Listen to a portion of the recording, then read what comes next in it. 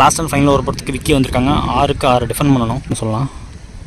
முக்கியமான 6ல் முதல் பந்து ஒரு ஹாஃப் கட்ரி வேரியேஷன் சூப்பராக போட்டாருங்க. குத்தி திருப்பி வெளியே எடுத்துருக்காரு. கீப்பர் கைவசம் பந்து போன பால் வைடு ரீபந்த பால். ஸோ 5க்கு 5 தேவை.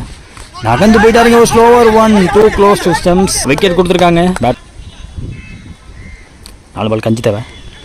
இறங்கி போனார். ஸ்டிக்கில் தெறிக்க ஓட்டாருங்க. செலிப்ரேஷன் பார்க்க முடியுது. லாஸ்ட் ஓவரில் சொன்னல இந்த மேட்ச்சில் என்ன வேணால் நடக்கலாம் இந்த கிரவுண்டில்.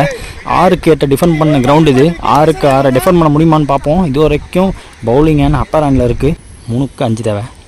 தூக்கி போட்டிருக்காரு. ஃபுல் டாஸ் பால் லெக் சைடில் வரப்புக்குள்ளேயே இருந்துச்சு. வரப்புக்குள்ள குத்தி திரும்பிடுச்சு. எஸ் டபுள் எடுத்துட்டாங்க.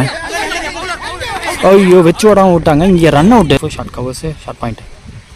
முக்கியமான 2 பந்து ஃபுல் டாஸ் பால் நல்லா விளக்கி போட்டார். மற்ற முயற்சி 2 எடுக்க விட்டுருக்காங்க. முக்கியமான வந்து மேட்ச் பால் 1 தேவை. டாட் பால் போட்டிருக்காங்க. ஸோ இங்கே வச்சு அங்கே ஓடுறாங்க. அதை 2 ரன் அவுட்.